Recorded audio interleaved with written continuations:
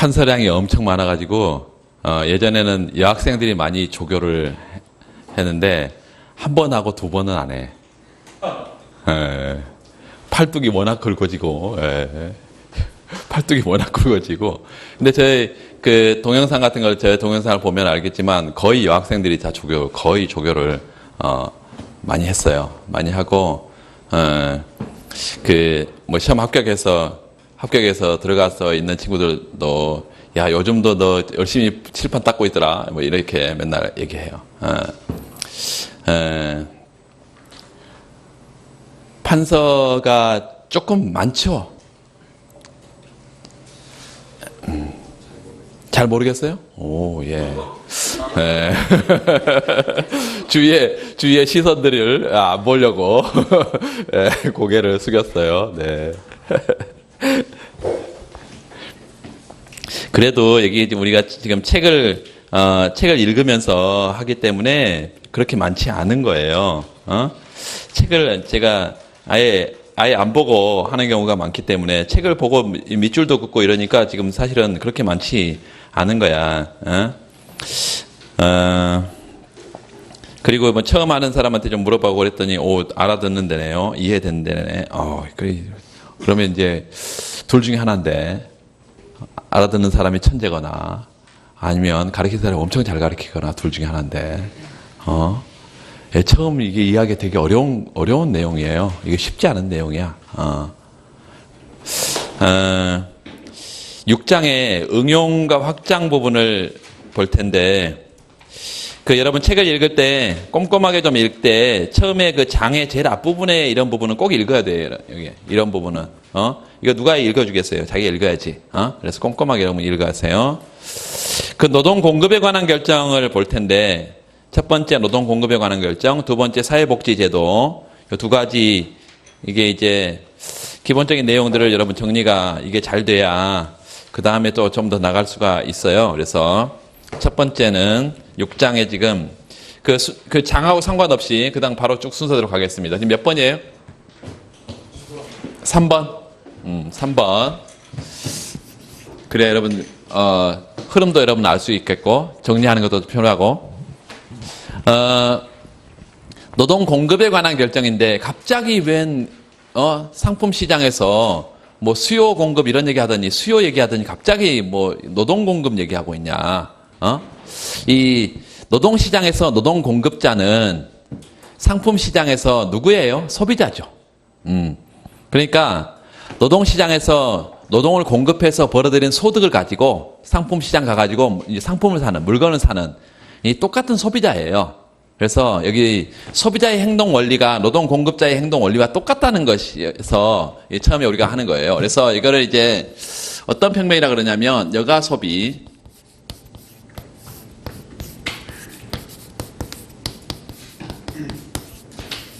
이 여가 소비 소득 평면이라 그러는데, 이게 거시경제학 가면 이것보다 훨씬 어렵게 나옵니다. 거시경제학 가면 나중에 이제 이기간 모형이라는 걸 나와. 이거는 우리가 지금 현재 노동을 공급할 거냐 말 거냐, 놀 거냐 노동 공급할 거냐 지금 이 얘기인데 나중에 뒤에 거시경제학 가면 지금 내가 놀면 나중에 노동 공급을 더 많이 할 수 있고 1기와 2기 두 기간 다기간 모형을 나중에 공부를 하게 됩니다. 이걸 잘 이해를 해야 뒤쪽 가면 이제 1기 노동 공급과 2기 노동 공급 뭐 이런 얘기를 해. 나중에 거시경제학 가면 이제 주로 학파 간의 논쟁들이 있는데 그 논쟁들의 중간 부분에 보면 미시적 기초라는 게 있어요. 미시적 기초. 아마 공부를 해본 사람은 알 텐데 미시적 기초라는 게 있는데 마이크로 파운데이션 그래서 미시적 기초가 있는데 이름은 기초라고 붙어 있는데 미시보다 훨씬 어렵습니다. 그래서 거시경제학이 이제 어려워진 게 그게 이제 수학이 들어와 있기 때문에 거기에 나중에 여러분 하게 되는데 세고전학파의 루카스라는 사람이 거시경제학의 새 고전학파의 장을 열었는데 그 사람이 원래 이제 수학자야. 원래 수학자여서 그분이 이제 그 새 고전학파의 장을 열면서 거시경제학이 구체적인 그 이전에는 이제 직관에 기초했는데 그래서 케인즈의 경제학을 보면 일반 이론을 보면 수식이 한 개도 없습니다. 그래프도 없어. 천재들은 원래 그래. 말로만 해. 근데 그 뒤에 이제 학자들이 그걸 다 모형을 만들고 뭐 수학으로 증명하고 막 이래가지고 이제 거시경제학이 좀 복잡하게 되어 있어요. 근데 이제 지금 이 얘기를 하는 것은 지금 단일 기간 모형 이거 할 때 하나씩 할 때 잘 해둬야 거시경제학 가면 이 미시 전체가 하나의 학파예요. 고전 학파는 하나의 학파야. 거시경제학 가면 새로운 학파가 또 하나 생겨. 케인즈 학파라고.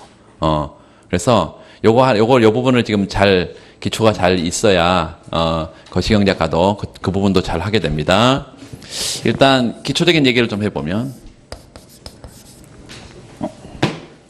소비자의 효용 극대화하고 노동 공급자의 효용 극대화가 똑같다. 둘 다 효용 극대화의 원리다. 소비자는 하여튼 뭐 내가 생산물 시장에서 행동을 하든 노동 시장에서 행동하든 다 자신의 효용을 극대화하는 행동 원리다. 그래서 맥시마이즈 유틸리티인데 효용, 이 효용이 이제 뭐에서부터 오냐면 아까는 우리가 X제, Y제 소비량으로부터 온다 그랬어요. 그런데 이제는 뭐에서부터 오냐면 여가소비용. 내가 노는 것으로부터 오고 또 노동시장에서 노동 공급해서 벌어들이는 소득으로부터 온다. 얘도 많이 놀면 놀수록 좋고 얘도 소득이 많으면 많을수록 좋으니까 단조성의 원리에 의해서 효용은 가능한 한 많이 소비하면 좋겠지만 항상 제약이 있다 그랬습니다. 제약이 있으니까 문제다. 어떤 제약이 있다고? 자신의 소득 범위 내에서 이 두 가지를 선택해야 된다. 소득이 주어져 있는 소득에서. 어떤 소득이에요? 노동소득인데 이게 근로소득, 노동소득. 이 노동성은 일반식으로 쓰겠습니다. 거기는 뭐 이제 내가 24시간 중에 10시간은 뭐 잠자고 먹고 이런 데 쓰고 나머지는 뭐 여가 소비하고 노동 공급한다 이렇게 해서 뭐 14 이렇게 하고 있는데 그렇게 하지 않고 일반식으로 가겠습니다. 여기에 임금률이에요. 시간당 임금률. 그리고 요걸 이렇게 써봐요. H바. H바는 거기 교과서에 14라고 돼 있는 어떤 사람은 14일 것이고 어떤 사람은 20시간이고 잠을 예를 들어 5시간만 자는 사람은 19이고 다 다를 거 아니에요. 그래서 이걸 총 가용시간, 총 쓸 수 있는 가용시간 여기에서 이렇게 여가 소비를 하고 남은 것은 뭐겠어요? 14시간에서 내가 10시간을 놀고 남은 건 몇 시간이야? 4시간. 이건 뭐 하겠어요? 이제 일하지. 일하지. 그래서 이건 기본적으로 요게 노동 공급, 레이버 서플라이 노동 공급 시간이에요. 그러니까 이게 선택이 maximize utility 해가지고 여기다가 항상 썼던 게 x, y였는데 이제 요게 선택 변수가 돼. 여가 소비 그리고 소득 요게 선택 변수가. 이 선택 변수가 항상 어디로 온다고요? 축으로 온다고. 축으로. 축으로 와.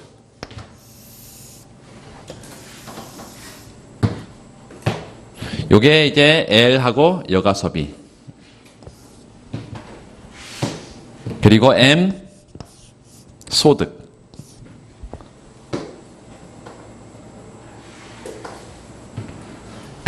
항상 여러분이 좀 습관을 들이면 좋겠어요. 여기에 이제 이 기호들이 뭔지는 알아도 자꾸 쓰는 연습을 옆에 괄호쳐서 쓰는 연습을 이렇게. 이게 이런 게 이제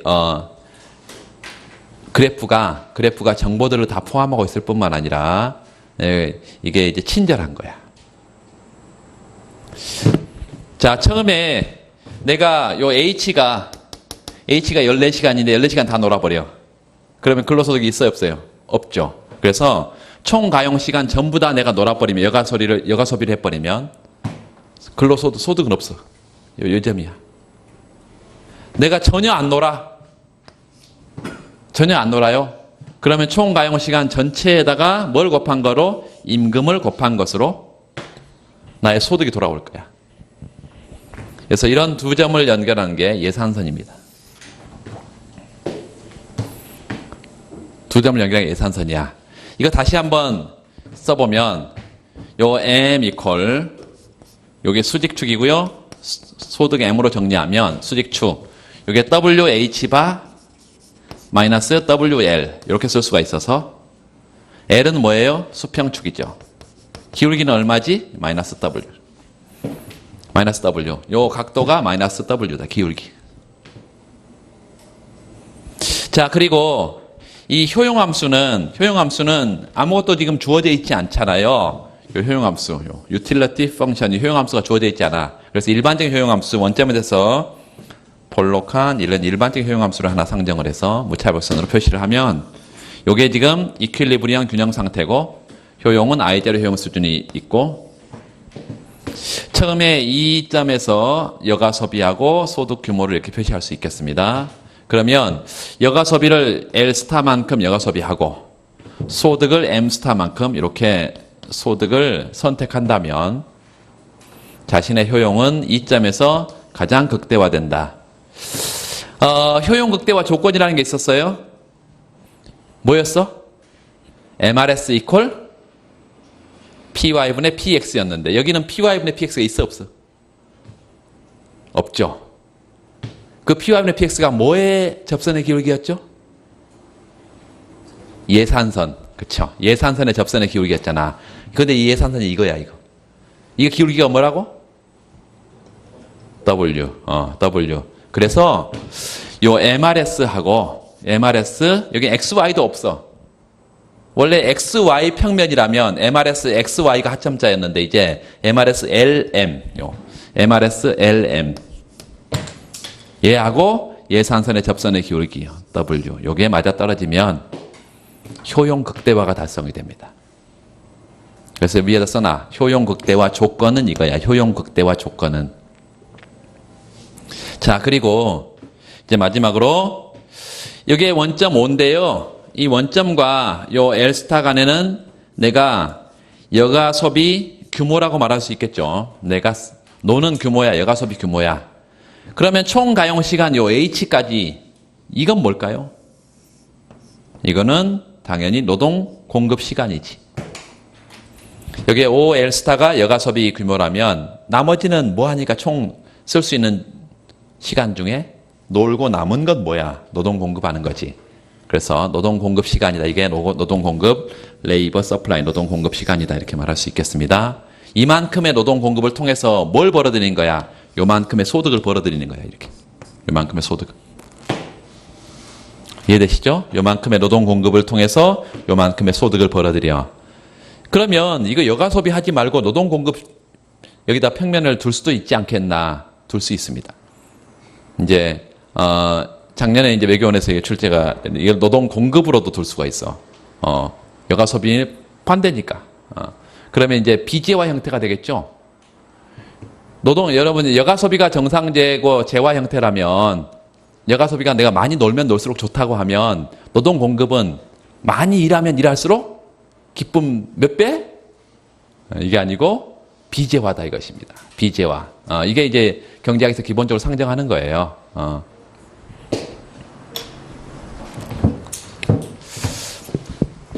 좀 더 구체적으로 좀 보자면 이제 임금률의 변화를 보자. 임금률 요게 변화하게 되면 노동 공급은 느냐 쪼냐? 임금률이 변했을 때 노동 공급이 증가하냐 뭐 감소하냐? 임금률이 상승했다고 합시다. 여러분 내가 지난달에는 예컨대 지난달에는 월 300만 원을 받았는데 이번 달부터 뭐 10%를 올려줘서 330을 준대네. 그러면 이 10% 임금 상승했는데 여러분 일을 더 많이 하겠어요? 아니면 30만 원 더 받았잖아? 그거 갖고 좀 더 놀지 뭐.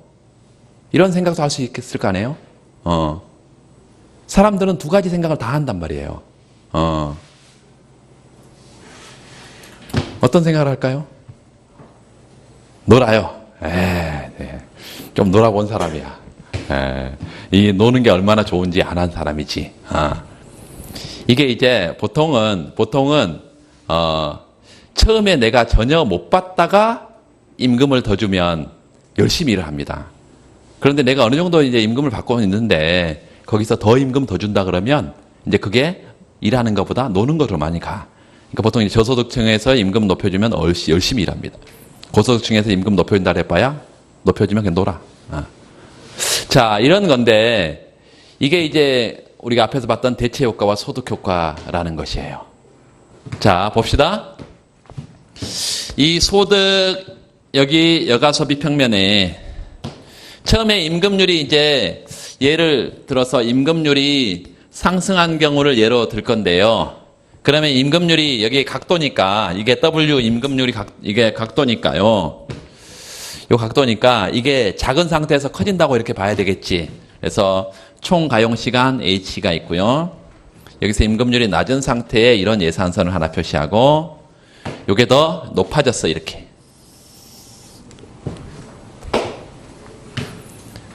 요게 어떤 예산선이고 최초의 임금률 상승 이전의 예산선이야. 최초의 예산선. 그리고 나중에 이게 새로운 예산선이에요. 새로운 변화 이후의 예산선이야. 새 예산선. 자, 그러면 선택점이 하나 있을 것이고, 잘 보세요. 여기 선택점이 하나 있을 거야. 그리고 무차별성이 있을 거고요. 이 선택점이 하나 있을 거고 무차별성이 있어. 그럼 효용이 늘었을 텐데 더 많은 임금을 주니까 내가 똑같은 8시간을 일해도 더 많은 임금을 주니까 내가 누리는 효용은 늘었을 거야. 분명히 늘었는데 얼마나 늘었는지 보고 싶어. 그게 순수한 가격 변화로 인해서 효용이 얼마나 늘었는지. 두 번째는요. 이 실질 소득의 변화에 따라서 효용이 얼마나 변했는지. 뭐 이렇게 나눠보고 싶어. 그러면 어떻게 해야 된다고? 소득 효과를 제거하고 대체 효과만 따져보고 그 다음에 소득 효과를 또 따진다 이것이. 이해되세요? 그러면 우리가 한 점을 찍었고 되돌렸잖아. 이 예산선 한 점을 찍어서 되돌렸잖아. 한 점을 찍고 되돌려요. 공부를 좀 한 사람들은 그냥 무차별성 그려놓고 그냥 되돌리지 뭐하러 저렇게. 한 단계만 더 나가서 효용함수 하나만 줘버리면 그 사람은 틀린 뿌리입니다. 내가 장담하건대 CD 함수 하나 주면 틀려. 1년 이상 공부해도 마찬가지야. 그래서 제가 계속 슬러츠키 힉스 보상 얘기를 하는 거예요. 자, 여기까지 되돌리면 무슨 보상? 슬러츠키. 그 안쪽으로 되돌리면 여기 힉스식의 보상이다. 힉스 보상.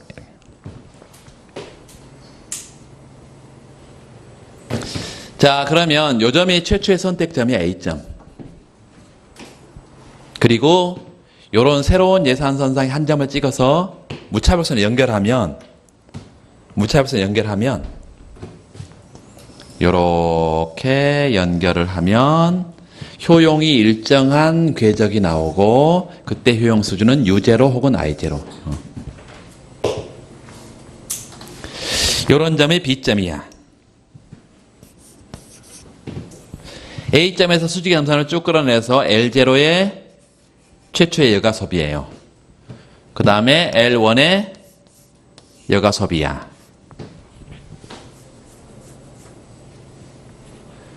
여기 보니까 요만큼의 처음에 예산선이 이런 예산선으로 바뀌었는데 뭐를 지금 잡아놓은 상태에서 예산선의 변화를 본 거예요? 무차별선을 잡아뒀어. 그러니까 효용이 일정한 상태에서 순수한 가격 변화 효과를 찾았는데 그게 이렇게 됐다. 대체 효과. A점에서 수직의 점선을 한번 끌어올려서 이게 이제 대체 효과, 소득 효과 크기가 중요한데 요런 점을 지난다 합시다. 요런 점 C점. 그래서 소득 효과를 반영해서 선택점을 찍어봤더니 C점이야. 효용이 U0로 갈 것이고 U1으로 갈 것이고 이게 여가 소비가 L2 수준이라 합시다. 효용은 U1. 이게 소득 효과. 첫 번째 이게 대체 효과. 두 번째 소득 효과. 이렇게 대체 효과가 크고 소득 효과가 작다라고 가정을 해서 이 C점을 여기다 찍었습니다. 구체적으로 왜 여가 소비가 이렇게 주는 것이 대체 효과고 왜 여가 소비가 이렇게 느는 것은 소득 효과냐? 구체적으로 좀 보면 첫 번째는 임금률이 상승했다. 자, 앞에 상품 가격이요. X제 가격이 올라가면, 사과 가격이 올라가면 사과 소비를 줄이고 오렌지 소비를 늘린다 그랬잖아요. 이건 상대 가격이 변하니까.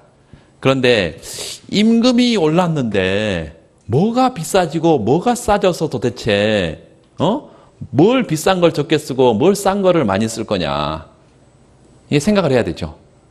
X제, Y제 좀 재화라면 이게 가능한데, 여기서는 그 재화 대신에 뭘 쓰고 있어요?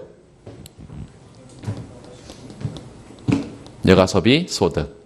그래서 이게 여가 소비가 이제, 비싸졌냐? 싸졌냐? 이런 거. 임금이 상승하면 여가 소비가 비싸졌을까요? 싸졌을까요? 비싸지지. 왜? 요 비싼 임금 포기하고 내가 놀아야 되니까. 이게 무슨 개념이에요? 기회비용 개념이야. 기회비용. 그래서 이 기회비용이 올라간 거다. 비싸진 거야. 여가 소비의 기회비용이 비싸진 거야. 더 커진 거예요. 그러면 여가 소비를 줄이고 노동 공급을 늘리는 게 대체 효과다. 이 대체 효과는 비싼 거 적게 쓰고 저렴해진 거 많이 쓴다. 두 번째, 이 임금이 상승하게 되면 이제 대체 효과가 아닌 소득 효과라는 게 발생하는데요. 소득 효과. 임금 상승하면 이게 아주 중요한 전제가 필요한데 이제 여가 소비가 아까 말한 것처럼 여가 소비가 정상제냐 열등제냐 이런 얘기를 해야 돼. 그럼 항상 정상제일까요? 그러면 그런 얘기 할 필요가 없겠지. 여가 소비가 열등제라고 문제에서 줍니다. 열등제라면 어떠냐? 근데 여가 소비가 정상제라는 가정을 두지 않으면 우리가 이런 얘기를 할 수가 없어. 여가 소비가 정상제. 이 정상제와 정상제라는 건 뭐예요? 소득이 늘었을 때 이 재화 소비를 늘리면 정상제야. 그러니까 소득이 지금 실질 소득이 늘었을까요? 줄었을까요? W가 올라가면? 늘죠. 내가 똑같은 8시간 근무하고 노동 공급을 해도 예전보다는 임금 많이 준다니까. 그러면 나의 실질 소득이 느는 거예요. 그래서 이 실질 소득이 증가하면 소득이 증가하면 여가를 더 늘린다는 게 정상제인데 이 정상제라고 가정을 했을 때 여가 소비를 레저를 플러스 늘리고 노동 공급을 줄이는 것이 소득 효과다. 자, 결과적으로는 우리의 관심사는 뭐에 관심이 있냐면 여가 소비보다는 노동 공급이라는 거에 관심이 있어. 노동 공급이요. 보니까 이게 플러스네. 여기는 마이너스고요. 결과적으로 임금을 상승시켰을 때 대체 효과와 소득 효과가 노동 공급에 미치는 영향이 정반대로 지금요. 정반대야. 그래서 항상 가정이 필요한데요. 대체 효과, 소득 효과. 대체 효과가 더 크다고 가정한다면, 이렇게 가정한다면 임금 상승 시 레이버 서플라이, 노동 공급은 증가합니다. 요게 크니까 노동 공급은 증가한다. 그럼 왜 대체 효과가 소득 효과보다 크다고 가정하냐? 보통은 이렇게 가정합니다. 그리고 여러분 기억하면 됩니다. 항상 요 큰 게 크잖아. 작은 것보다. 농담인 것 같지만 여러분, 이게 대체 효과를 소득 효과보다 크다고 가정해야 할 때가 굉장히 많은데, 이제 이런 가정을 둘 수도 있고, 조금 더 이제 다음 단계로 가면 효용함수를 줍니다. 효용함수를 주면 이 대체 효과, 소득 효과의 크기가 정확하게 정해져. 정확하게 정해져. 그러면 이런 가정을 둘 필요가 없어, 그때 가면. 근데 이제 우리가 가장 기본적인 논의에서는 어떤 게 크냐 작냐 이런 얘기를 해야 돼. 만약에 반대로 소득 효과가 더 크다면 노동 공급은 감소할 거예요. 자, 그래서 우리가 일반적으로는 임금률이 상승하면 노동 공급이 증가하냐 감소하냐 봤을 때 임금률과 노동 공급 간의 관계예요. L이 이제 대문자니까 여가 소비가 아니고 뭐예요? 노동 공급입니다. 노동 공급. 임금 상승하면 대체 효과가 소득 효과가 크다는 전제하에서 노동 공급이 어떻게 된다고? 증가한다. 그래서 처음에 W0의 임금 수준에서 W1의 임금으로 임금이 상승하게 되면 처음에 노동 공급이 규모가 L0에서 노동 공급 규모가 어떻게 L1으로 이렇게 늘어야 된다. 이런 점을 연결한 노동 공급 곡선이라는 게 도출된다. 레이버 서플라이 노동 공급 곡선이 이렇게 도출된다. 자, 이 상태는 우리가 어떤 가정을 뒀냐면 대체 효과가 소득 효과보다 크다라는 가정을 뒀을 때 이렇다는 얘기예요. 반대로 만약에 소득 효과가 대체 효과보다 커버리면 어때? 임금이 상승했는데 대체 효과보다 오히려 소득 효과가 더 크다라고 가정을 해버리면 노동 공급은 줄어버린다 이것입니다. 그러면 어떤 관계가 나와? 역관계가 나와버리지. 역관계가. 이 정의관계가 나오는 게 아니라 역관계가 나와버리지. 그래서 요거는 대체 효과가 소득 효과보다 더 크다라고 가정하면 이거고, 미시경제학에서는 이제 후방 굴절하는 노동 공급 곡선이라는 게 있습니다. 후굴형 노동 공급 곡선. 자, 수평의 점선을 쭉 하나 보내 여기 옆에다가 WL 평면에 임금이 요 낮은 구간에서 예를 들어서 내가 지금 월 한 100만 원밖에 못 벌고 있는데 비정규직이야. 파트타이머야. 그래서 월 100만 원밖에 못 벌고 있는데 이 낮은 구간에 임금 구간에 있어. 그런데 임금을 더 준다고 하면 더 열심히 일하는 노동 공급을 많이 할까요? 아니면 에이 뭐 얼마 벌지도 못하는데 그냥 놀아보자 이럴까요? 전자예요. 낮은 임금 구간에 있는 사람들, 저소득층은 임금 더 준다 그러면 훨씬 열심히 일을 합니다. 그래서 보통은 이런 형태로 우상향하는 노동 공급 곡선이야. 그 말은 이게 대체 효과가 소득 효과보다 더 크다는 얘기입니다. 그런데 아까 얘기했던 대로 고소득층에게 임금 더 준다 그러면요, 이 사람에게는 여가라는 것도 아주 중요한 거기 때문에 놀아 노동 공급을 줄이고, 이런 형태로 노동 공급 곡선이 후방 굴절하는 영역이 생기는데, 이런 구간이 바로 대체 효과보다 소득 효과가 더 큰 구간입니다. 노동 공급 곡선이 이렇게 생겼다 이것입니다. 레이버 서플라이. 개인의 노동 공급 곡선이 이렇게 생길 수 있어요. 개인의 노동 공급 곡선은. 그런데 나중에 거시경제학 가면 거시경제학의 노동 공급 곡선이 이 후방 굴절하는 영역이 없습니다. 무수히 많은 사람들을 다 모으면 이런 영역이 거의 존재하지가 않아. 이런 영역. 그래서 일반적으로는 우상향하는 요 대체 효과와 소득 효과가 이런 구간에 있는 거를 우리가 거시경제학에서는 상정을 하고, 시장 전체의 노동 공급 곡선은 어떻다고요? 우상향합니다. 시장 전체는 일반적으로 우상향하고 개인의 경우는 이렇게 후방 굴절할 수 있다. 이렇게 말할 수 있겠습니다. 이게 노동 공급에 관한 얘기고, 자, 거기 141페이지 보면, 그 첫 번째 노동 공급에 관한 결정에 뭐 24시간 중에 10시간 먹고 자고 뭐 얘기가 나와 있는데 그 아무 쓸없는 얘기고, 읽어보시면 되겠습니다. 거기 6.2에 보면 거기 효용함수에다가 동그라미, 효용함수가 여기 보니까 여기는 대문자가 뭐예요? 14-L 이렇게 써졌으니까 대문자가 지금 여가소비입니다. 그래서 이제 우리가 어떻게 좀 다르게 쓸 수도 있는데, 이게 여기서는 지금 항상은 저는 소문자를 L로 쓰고요. 이게 여가소비고 대문자는 노동 공급이다. 이렇게 지금 구분을 했는데, 만약에 이거를 얘를 뭐라고 한다면 L자 레저다 그래서 대문자로 쓴다면 노동 공급을 보통 N으로 씁니다. N으로. 노동 공급을 N으로 써. 또는 노동 공급을 뭐 기출 같은 데 보면, 문제 같은 데 보면 H로 쓰기도 해. H로. 이렇게 해서 다르게 보통 이제 표시를 하는데, 여기는 지금 교과서는 여가 소비를 대문자 L로 지금 표시하고 있습니다. 그거 생각하시고, 그 뒤에 넘어가 보세요. 142페이지. 수평축의 여가에다가 동그라미, 여가.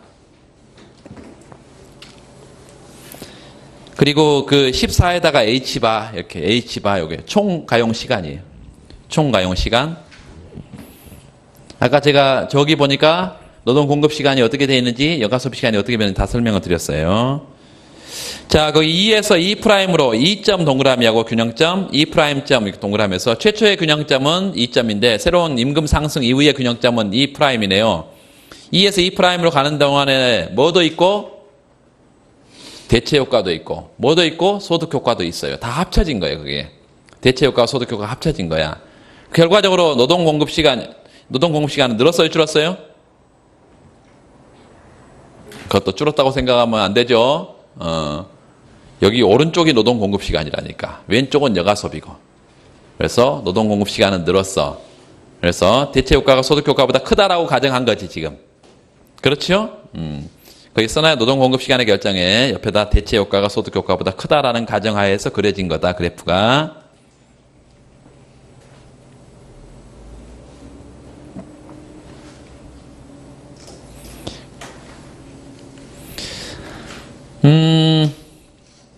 그 두 번째 단락에 여기서 6.2에서 도출된 무차별 지도를 겹쳐놓자, 이렇게 무차별 지도를 위에 그려놨어요.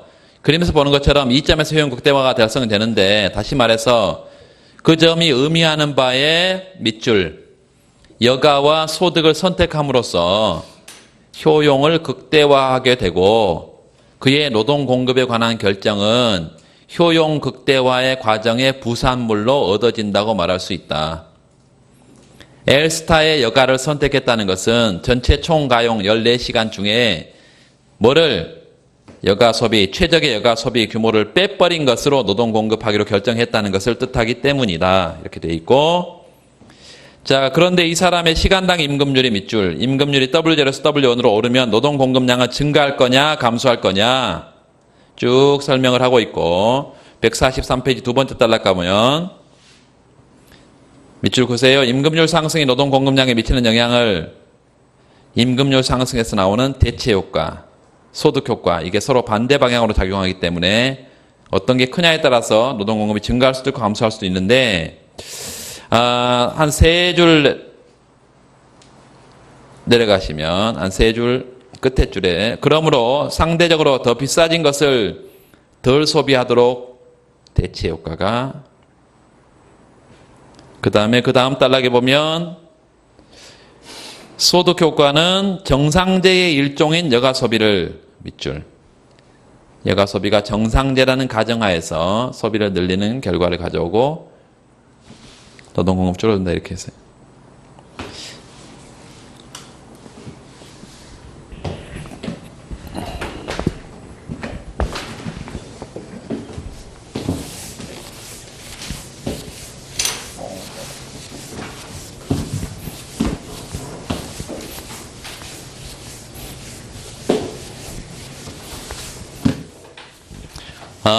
사회복지 제도를 사실 여기 이제 앞에 효용함수를 하고 왔으면 여기서도 할 얘기가 굉장히 많은데, 평면을 한번 그려볼까요? 효용함수를 우리가 모르다 하더라도 평면을 한번 그려봐요.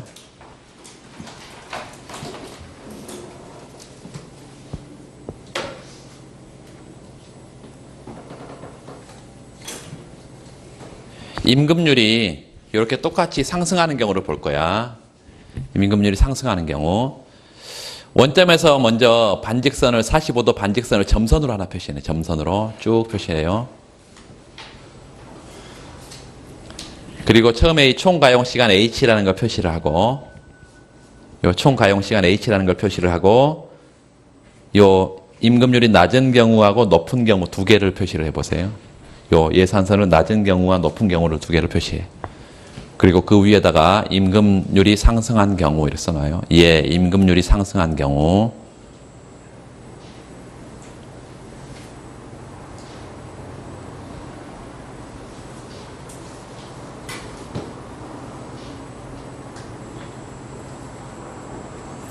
그 반직선, 점선으로 뽑아낸 반직선하고 맞아떨어지는 점이 있는데, 그 맞아떨어지는 점에서 L자를 표시해봐.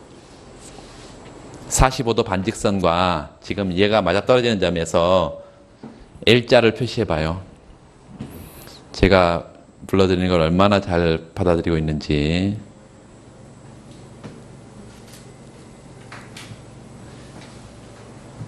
예산선을 두 개 그리라 그랬는데 요거 예산선하고 요 예산선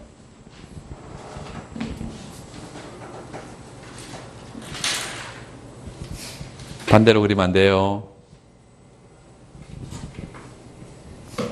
여기가 지금 만나서 여기가 안 움직여. 요렇게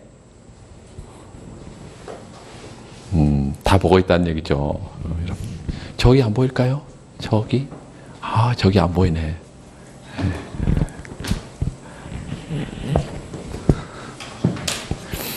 자,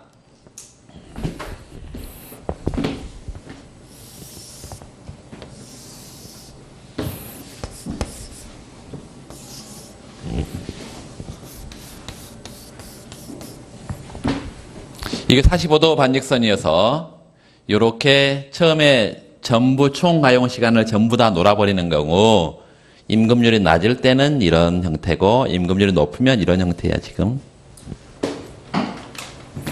임금률이 상승한 경우에요. 임금률이 상승했어.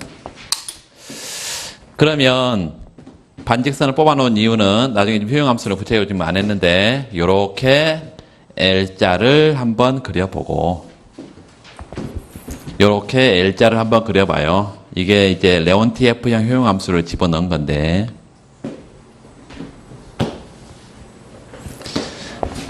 이게 변화 이후의 예산선이고 변화 이후의 예산선을 보상을 하면 변화 이전의 무차별성까지 되돌리면 이거를 변화 이전의 무차별성에 되돌리면 이게 뭐라 했어요?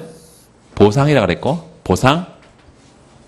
이 보상은 원래 예산선과 무차별선을 잡아두고 순수한 가격 변화 효과를 찾은 거다 이랬어요. 그리고 처음에 이런 점이 예컨대 0점, 이런 점을 예컨대 1점 이렇게 한다면 0점에서 원래 여가 소비가 L0만큼 여가 소비하다가 이제 1점에서 여가 소비가 어떻게 바뀌었냐면 L1으로 이렇게 여가 소비가 어땠어요? 늘었어. 그게 최초의 선택점에서 새로운 선택점까지 갔을 때 얘기야. 임금률이 요게 최초의 예산선이 이렇게 새로운 예산선으로 이렇게 바뀌었을 때 새로운 예산선이 바뀌었을 때 임금률이 상승했을 때 똑같이 효과가 나타나겠죠?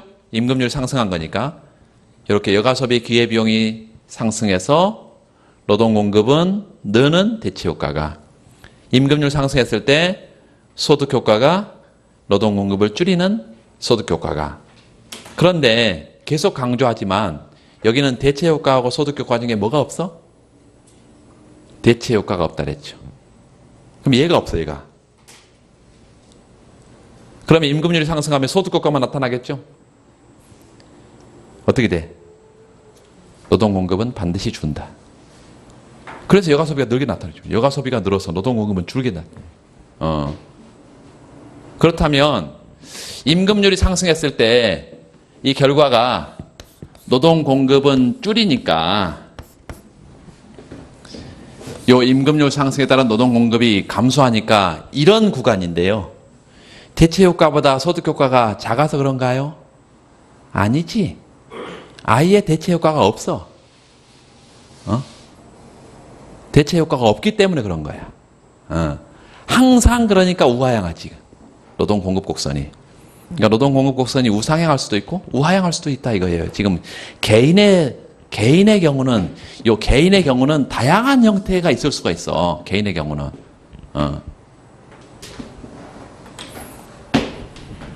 뭐 여기 이제 더는 안 하겠습니다. 특이한 형태가 엄청 많아요. 특이한 형태가 그런 것들이 시험에 지금 계속 나오고 있는데 여기서 이런 이제 효용함수를 굳이 효용함수로 표시해 보면 나중에 할 거니까 어차피 이걸 효용함수를 표시하면 이렇게 효용함수를 표시합니다. 미니멈 요 L과 M 요렇게 표시를 하면 이런 효용함수에서는 레온티에프형 효용함수예요. 여가하고 이것 중에 적은 것을 선택해서 미니멈 가장 적은 거 여거와 소득 중에 가장 적은 게 뭘 결정을 해? 효용을 결정해. 그래서 이런 레온티에프형 효용함수의 경우는 대체 효과가 없다. 소득 효과만 있다.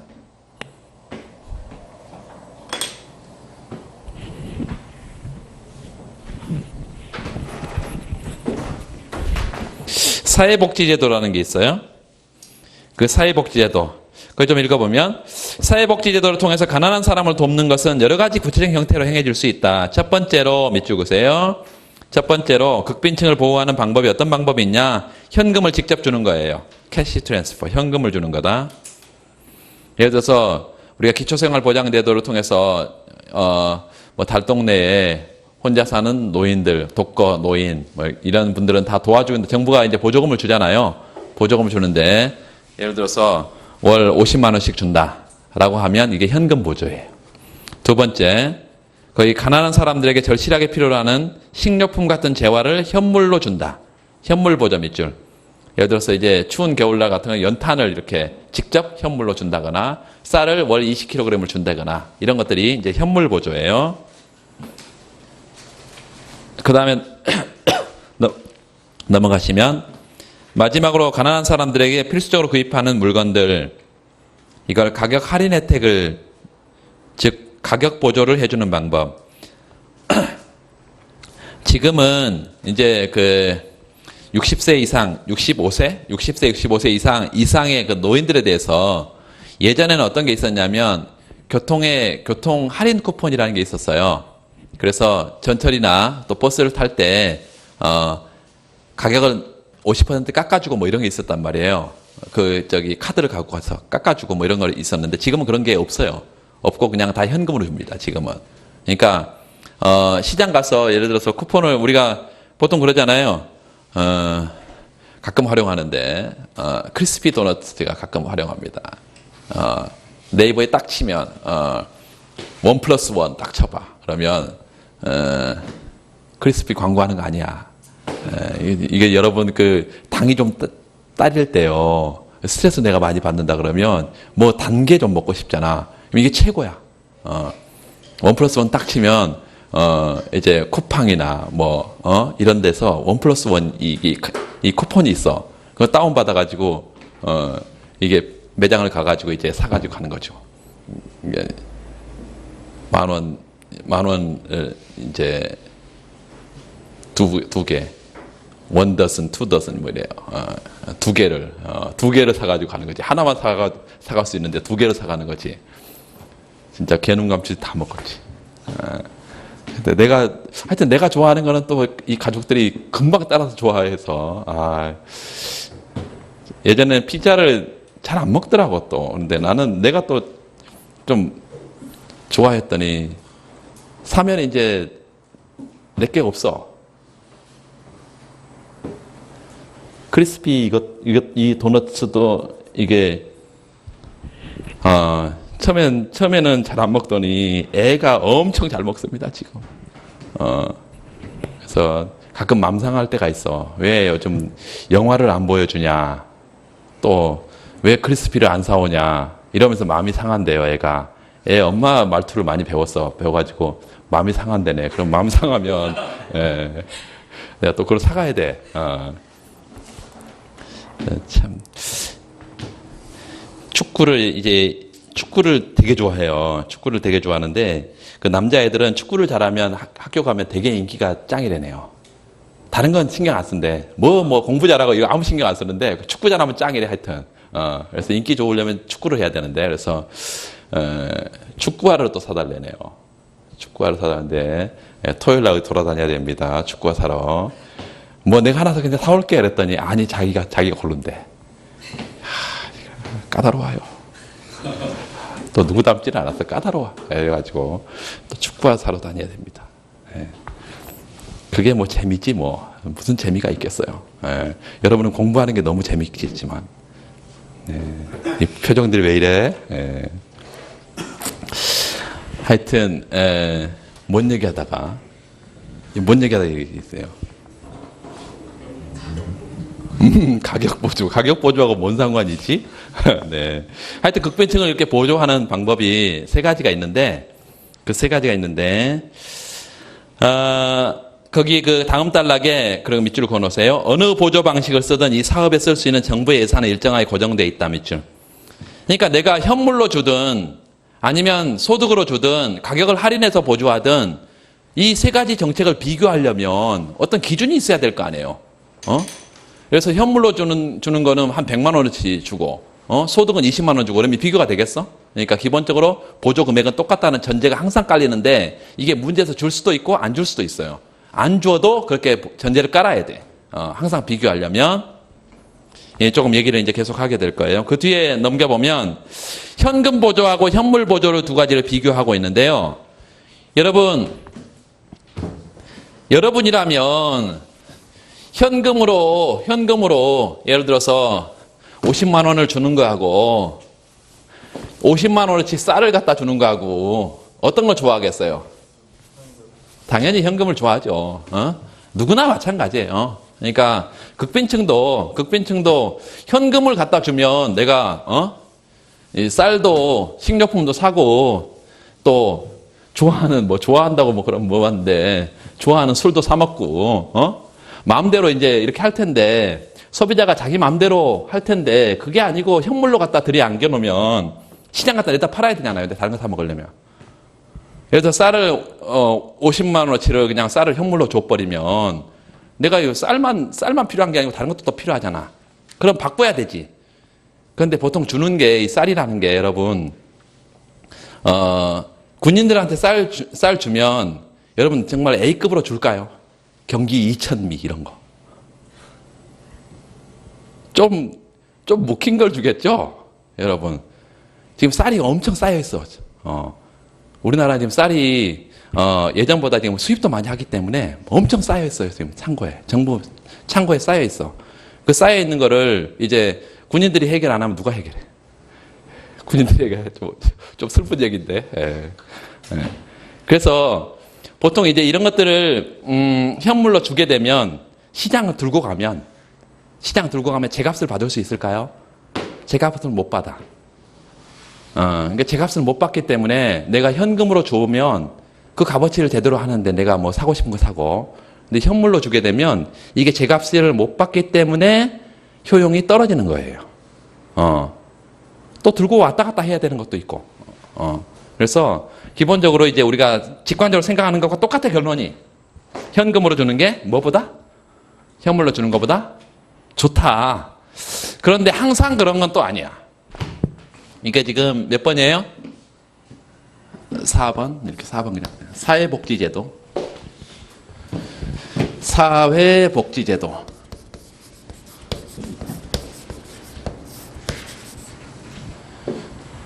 사회복지제도는 사실은 두 가지가 있는데요. 국민기초생활보장제도하고 공적부조라는 게 있는데, 일단 이 사회복지제도를 지금 세 가지, 그것만 지금 일단 보자고요. 첫 번째는 이 보조정책을 현물로 주는 경우하고 현금으로 주는 거하고, 이 현금은 소득이에요.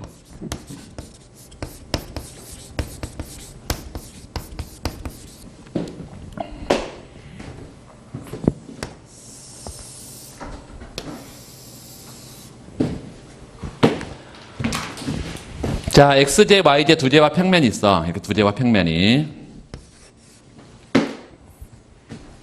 최초 예산선은 지금 보조니까요. 보조하니까 예산선이 조금만 했다가 밖으로 크게 확장이 되겠죠.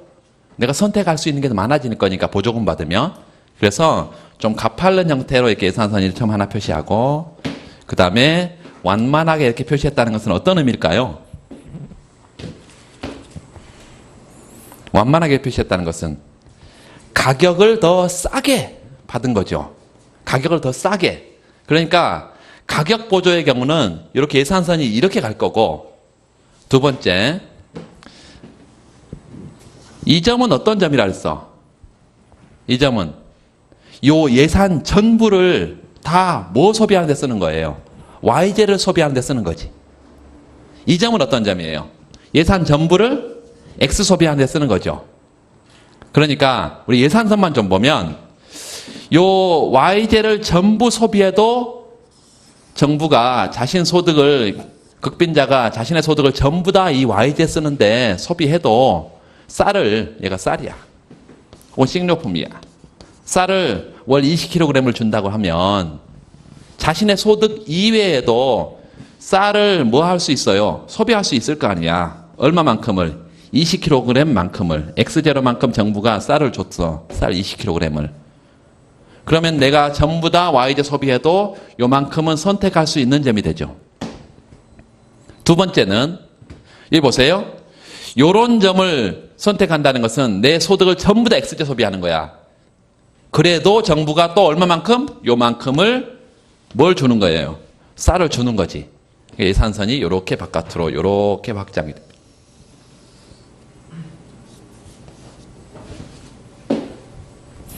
그래서 자 보면 이게 최초의 예산선이고요. 최초. 그 다음에 X0만큼 현물을 주게 되면 현물 보조 후의 예산선이고, 요게 현물 보조,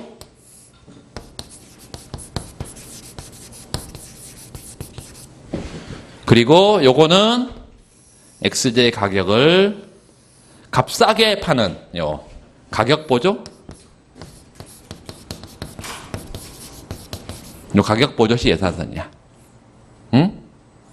그리고 이제 현금이라는 것은 요 최초의 예산선을 평행하게 바깥으로 보내는 거야. 계속 우리가 소득 변화 얘기했잖아요. 소득이 증가하면 바깥으로 그냥 간다고. 그런데 어떻게 가? 이렇게 잘려서 가나요? 아니지. 요렇게 평행하게 그냥 전부 다 가지. 요런 형태로. 그러면 이거는 무슨 보조요? 현금 보조지. 현금 보조. 자, 몇 가지를 얘기했어요, 지금. 최초 예산선이 가격 보조면 X제 가격을 할인 보조하면 이렇게. 그 다음 현물은 모두 다 Y제 소비해도 이만큼 현물 X제를 소비할 수 있다, 추가로. 모두 다 X제 소비해도 추가로 X제를 이만큼 소비할 수 있다. 그래서 예산선이 이렇게 평행하게 굴절되면서 확장이 되고, 현금은 바로 평행하게 바깥으로 확장되는 형태다. 자, 이거 가지고 이제 현금 보조, 현물 보조, 그 다음 가격 보조 이런 것 전부 다 비교를 할 건데, 먼저 우리가 보고 싶은 것은 현물과 현금이에요.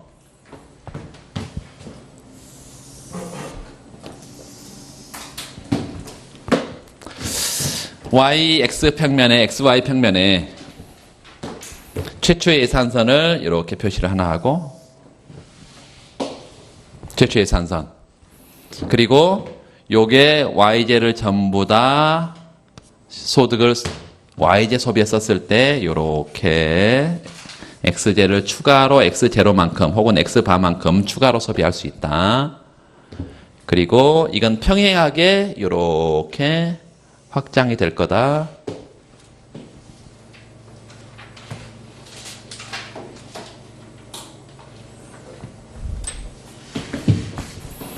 요런 점을 A점이라 해보겠습니다. 요런 점을 B점이라 할게요. 그리고 요런 점을 E점이라 할게. 요런 점을 D점이라 해보겠습니다. 그러면 우리가 처음에 최초의 예산선은 A, B의 선분으로 표시가 될 텐데, 이게 현물로 보조하게 되면 현물 보조 후의 예산선은 어떻게 돼? A, C, D가 되죠. A, C, D 이렇게 예산선이. 우리가 소비자의 무차별성을 집어넣어서 이제 효용 변화를 좀 한번 생각해 봅시다. 만약에 이런 점을 처음에 선택하고 있었던 소비자라면 여기를 지나는 무차별성 이렇게 표시할 수 있을 거예요. 이렇게 이런 점을 예컨대 이 점이라고 해보면 이 점에서 I0의 효용을 누리고 있는 소비자였다. 최초에 보조하기 전이지. 보조 이후에, 현물 보조 이후에 선택점을, 요런 점을 선택했다고 하면, 요 이 프라임 점을 선택했다고 하면, 현물 보조 이후의 효용이 요렇게 증가하면서 I1의 효용을 누릴 거예요.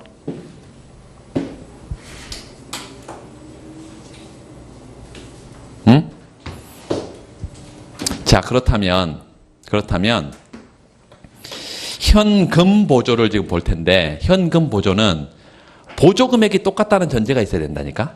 그 보조 금액이 X0 평가도 Y0 평가도 상관없어. 항상 어디서 점에서 출발해야 되냐면, 보조금을 지급한 이후의 선택점에서 수평 수직의 점선을 보내.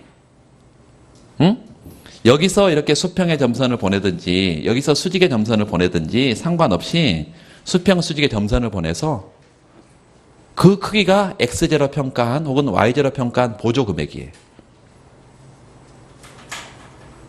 보조 금액을 잘 들어야 돼요, 여러분. 나중에 조세도 똑같아요. 조세하고 보조금은 정반대로만 움직이는 거지 논리가 똑같기 때문에.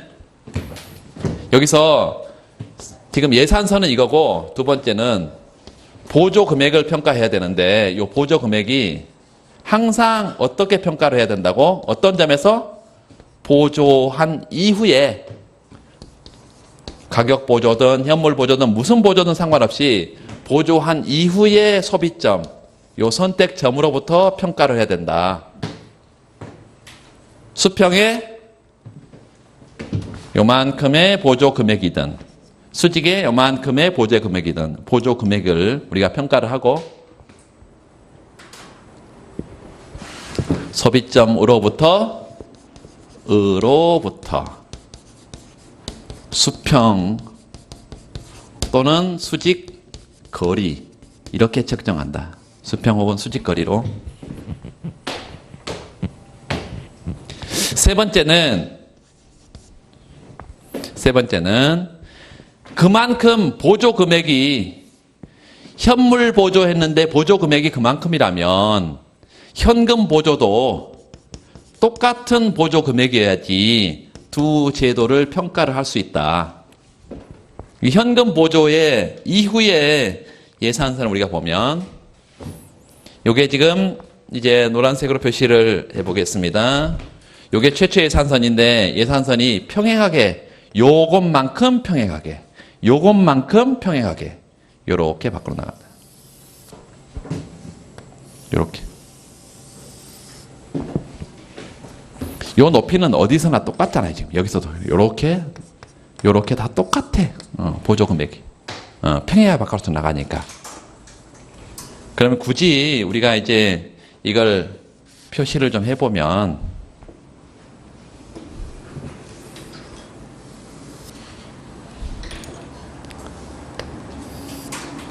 이렇게 굳이 안 해도 되는데, 이게 다른 방법이 뭐 라인 1, 라인 2 뭐 이렇게 가버리면 되는데, 일단 뭐 처음이니까 요게 C, D, E 요런 걸 뭐 F만 빼고 H 이렇게 하겠습니다.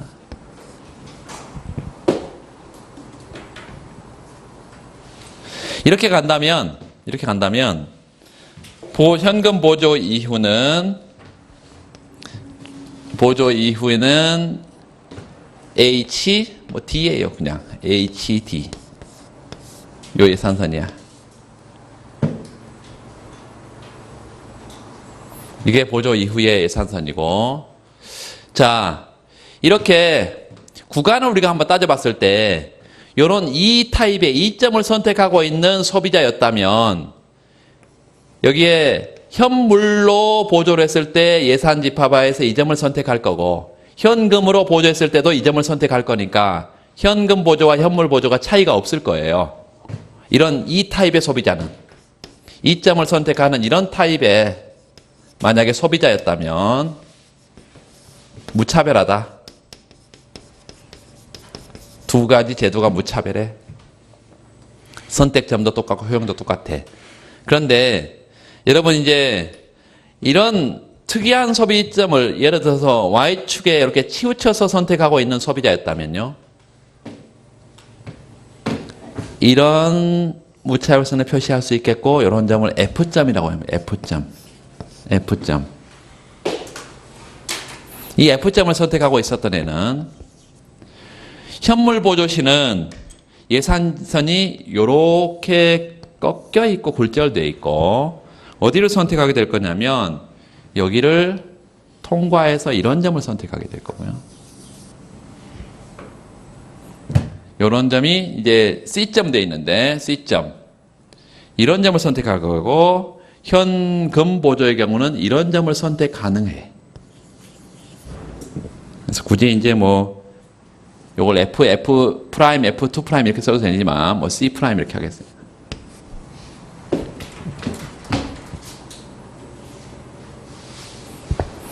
현금 보조시는 효용이 여기 예를 들어서 이게 I0, I1이니까 이거를 이제 뭐 J0, J1, J2 뭐 이렇게 보통 씁니다. J0, J1 구분하기 위해서 J2 이렇게 효용 수준을 표시해 보면 J1은 뭐고요? 현물 보조.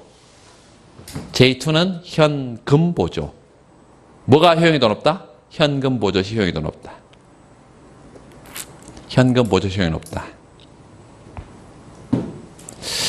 그러니까 결론적으로 말하면 현금 보조의 경우는 이런 추가적인 소비 가능 집합이 있기 때문이에요.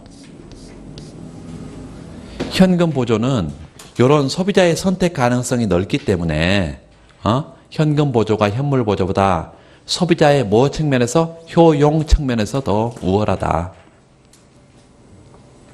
그런데 보통 우리가 이중 선생님 책에 있는 것처럼 이거를 술이라 그러고요. 요거를 쌀이라 그러면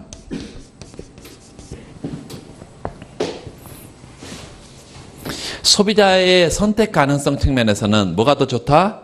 현금 보조가 좋은데 요 C점하고 C'점을 비교해 보면 이 쌀 소비 측면에서 보면 어때요? 쌀 소비 측면에서 보면 요 C점이 요 C'점보다 훨씬 더 쌀 소비가 많죠. 그러니까 정부가 특정 재화의 소비를 권장할 목적이라면 특히 요 식료품이란 요 극빈층에게는 사실은 식료품이 필요하지 술이 필요한 게 아니잖아. 정부가 술을 보조하려고 해서 극빈층에게 이 보조 정책을 쓰는 게 아니잖아요. 그래서 정부의 목적이 특정 재화 소비 권장의 목적이 있다고 한다면 오히려 현물 보조가 현금 보조보다 우월할 수도 있다 이것입니다. 이걸 뭐 온정적 간섭주의다 뭐 이런 표현을 씁니다. 정부의 입장에서는 국민들이 특히 못 사는 극빈 계층이 이런 걸 먹고 국민들의 세금을 낭비하기는 원치 않는 거예요. 자, 이게 이제 이 기본적인 두 가지 정책의 내용이고 두 번째는요. 가격 보조. 쉴 때가 됐네. 시간이 뭐 엄청 잘 가요. 잠깐 쉬고 10분 쉬고 하겠습니다.